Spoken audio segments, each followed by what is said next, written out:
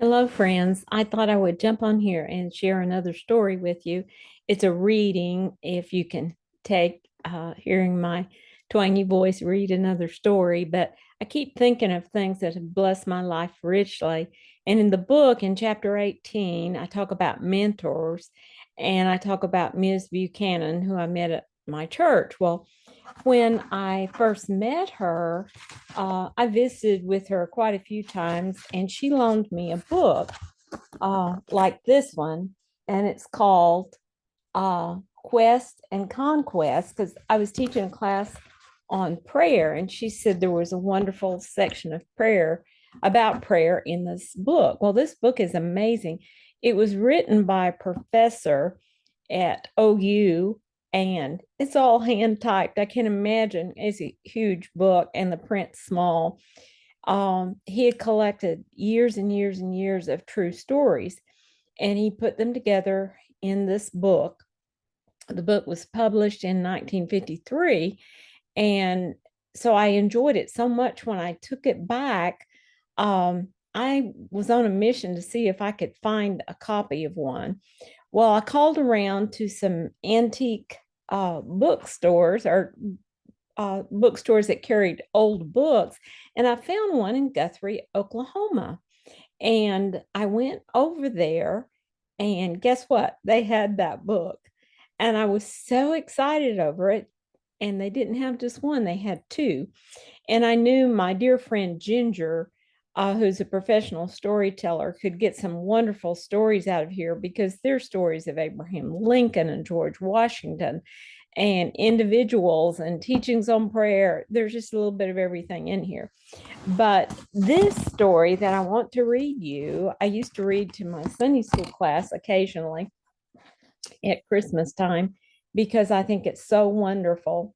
And so it was just another way my mentor, Mrs. Buchanan, really blessed my life. And so it's called A Thrilling Christmas Time on the Frontier. And this is small print, so I hope I can read it. I remember a day one winter that stands out like a boulder in my life. The weather was unusually cold. Our salary had not been regularly paid, and it did not meet our regular needs when it was. They were missionaries to the frontier. My husband was away much of the time, traveling from one district to another. Our boys were well, but my little Ruth was ailing, and at best, none of us were decently clothed. I patched and repatched with spirits sinking to the lowest ebb. The water gave out in the well, and the wind blew through the cracks in the floor. The people in the parish were kind and generous too, but the settlement was new, and each family was struggling for itself little by little. At the time I needed it most, my faith began to fail. Early in life, I was taught to take God at His word, and I thought my lesson was well learned. I had lived upon the promises in dark times until I knew, as David did, who was my fortress and deliverer. Now, daily prayer was for forgiveness was about all I could muster. My husband's overcoat was hardly thick enough for October, and he was often obliged to ride miles to attend some meetings or funerals. Many times our breakfast was Indian cake and a cup of tea without any sugar. Christmas was coming. The children always expected their presents. I remember the ice was thick and smooth, and the boys were each craving a pair of skates. Ruth, in some unaccountable way, had taken a fancy that the dolls I had made were no longer suitable. She wanted a nice, larger one and began to pray for it. I knew it was impossible, but oh, how I wanted to give each child its presents. It seemed as if God had deserted us, but I did not tell my husband all of this. He worked so hard and uh, so earnestly, and I just couldn't let him know. I supposed him to be as hopeful as ever. I kept the sitting room cheerful with an open fire, and as I tried to serve our scanty meals as invitingly as I could. The morning before Christmas, James was called to see a sick man. I put up a piece of bread for his lunch, It was the best I could do. I wrapped my plaid shawl around his neck and then tried to whisper a promise, as I often had, but the words died away upon my lips. I let him go without it. That was a dark, hopeless day for me. I coaxed the children to bed early, for I could not bear their talk.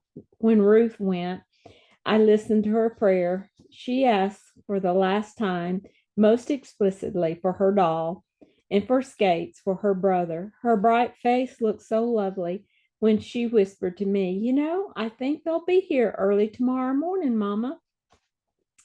That I thought I could move heaven and earth to save her from the disappointment.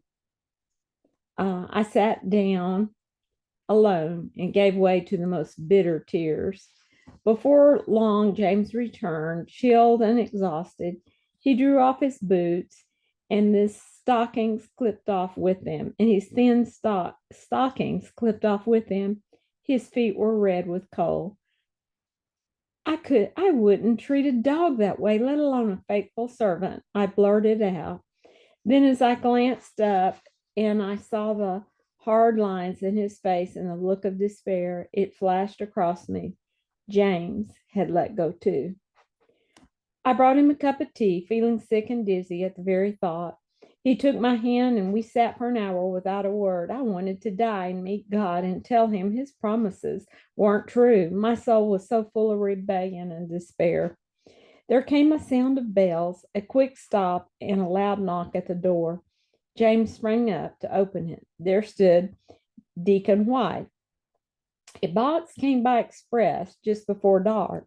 I brought it around as soon as I could get away, reckoned it might be for Christmas. At any rate, um, I said, they shall have it tonight.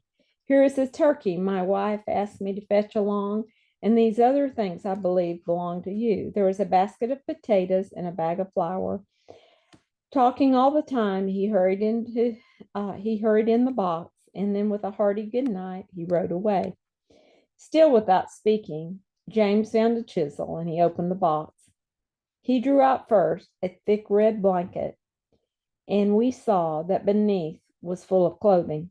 It seemed at that moment as if Christ fastened upon me a look of reproach. James sat down and covered his face with his hands. I can't touch them, he exclaimed. I haven't been true. Just when God was trying me to see if I would hold out, do you think I could not see how you were suffering? And I had no words of comfort to offer you. I know now how to preach the awfulness of turning away from God. James, I said, clinging to him, don't take it to heart like this. I am to blame. I ought to have, I'm having trouble seeing this because this print is small. I ought to have helped you. We will ask God to forgive us. Wait a moment, dear. I cannot talk now. And he went into another room.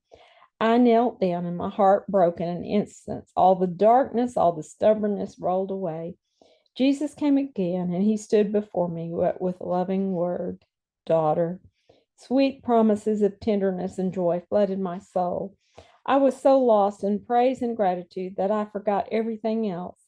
I don't know how long it was before James came back, but I know he too had found peace. Now, my dear wife, let's thank God together. And then he poured out the words of praise, Bible words, for nothing else could express our thanksgiving. It was 11 o'clock, the fire was low, and there was that great big old box, and nothing touched but the warm blanket we needed. We piled on some fresh logs, lighted 2 candles, and began to examine the other treasures that lay within the box. We drew out an overcoat. I made James try it on. It was the right size, and I danced around him, for all my lightheartedness had returned. Then there was a cloak, and he insisted in seeing me try it on. My spirits always infected him, and we both laughed like foolish children. There was a warm suit of clothes also, and 3 pairs of woolen hose. There was a dress for me and yards of flannel, a pair of Arctic overshoes for each of us, and in mine was a slip of prayer. I have it now and mean to hand it down to my children. It was Jacob's blessing to Asher. Thy shoes shall be iron and brass, and as thy days, so shall thy strength be. In the gloves, evidently for James, the same dear hand had written, I, the Lord thy God, will hold thy right hand, saying unto thee, Fear not, I will help thee. It was a wonderful box, and it was packed with thoughtful care. There was a suit of clothes for each of the boys and a little red gown for Ruth. There were mittens, scarves, and hoods. Down to the center, a box. We opened it, and there was a great wax doll. I burst into tears again. I'm going to cry too. James wept with me for the joy. It was too much. And then we both exclaimed again, for close behind it came two pairs of skates. There were books for us to read. Some of them I had wished to see, stories for the children to read, aprons and underclothing, knots of ribbon, a gay little tidy, a lovely photograph, needles, buttons, and threads, actually a muff, and an envelope containing a $10 gold piece. At last, we cried over everything we took up. It was past midnight, and we were faint and exhausted but even with our happiness, I made a cup of tea, cut a fresh loaf of bread, and James boiled some eggs. We drew up the table before the fire. We enjoyed our supper, and then we sat talking over our life and how sure a help God had always proved to be. You should have seen the children the next morning. The boys raised a shout at the sight of their skates. Ruth caught up her doll and hugged it tightly without a word.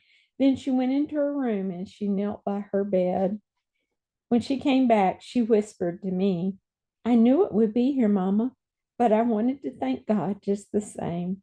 You know, look here, wife. See the difference? We went to the window and there were the boys out of the house already and skating on the crust with all their might.